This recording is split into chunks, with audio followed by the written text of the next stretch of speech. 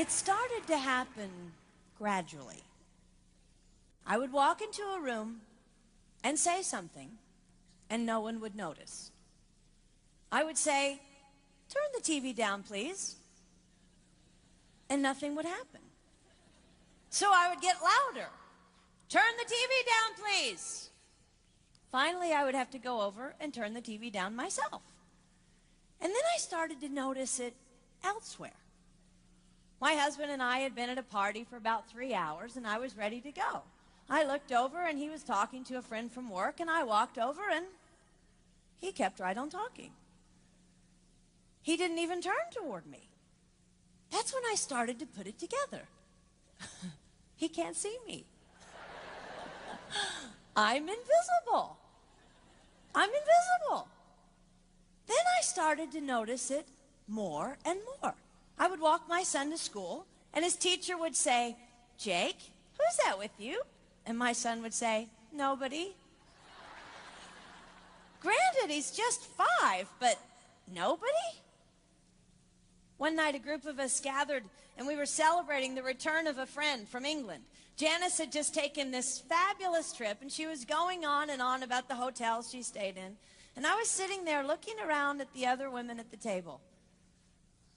I'd put my makeup on in the car on the way there. I had on an old dress because it was the only thing clean, and I had my unwashed hair pulled up in a banana clip, and I was feeling pretty darn pathetic.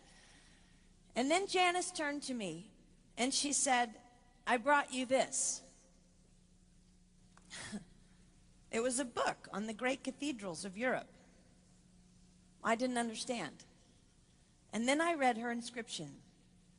She wrote, "With admiration for the greatness of what you are building when no one sees."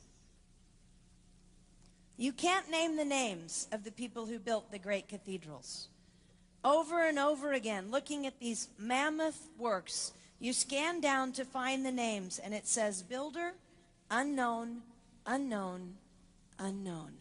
They completed things not knowing that anyone would notice. There's a story about one of the builders who was carving a tiny bird inside a beam that would be covered over by a roof. And someone came up to him and said, "Why are you spending so much time on something no one will ever see?" And it's reported that the builder replied, "Because God sees." They trusted that God saw everything.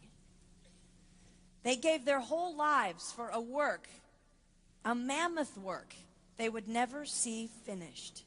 They showed up day after day.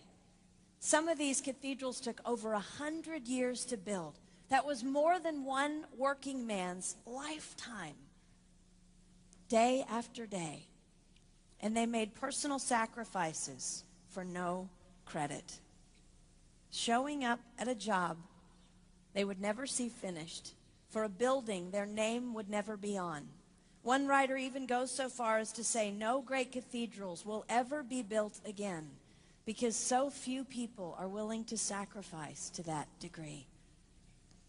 I closed the book, and it was as if I heard God say, "I see you. You are not invisible to me. No sacrifice is too small for me to notice. I see every cupcake baked, every sequin sewn on, and I smile over every one. I see every tear of disappointment when things don't go the way you want them to go. But remember, you are building a great cathedral. It will not be finished in your lifetime, and sadly, you will never get to live there. But if you build it well, I will." At times, my invisibility has felt like an affliction to me. But it is not a disease that is erasing my life. It is the cure for the disease of self-centeredness. It is the antidote to my own pride. It's okay that they don't see. It's okay that they don't know. I don't want my son to tell the friend he's bringing home from college, "You're not going to believe what my mom does. She gets up at 4 in the morning and she bakes pies and hand bakes a turkey and she presses all the linens." Even if I do all those things, I don't want him to say that. I want him to want to come home. And secondly, I want him to say to his friend, you're going to love it there. It's okay that they don't see. We don't work for them. We work for him. We sacrifice for him. They will never see. Not if we do it right. Not if we do it well. Let's pray that our work will stand as a monument to an even greater God.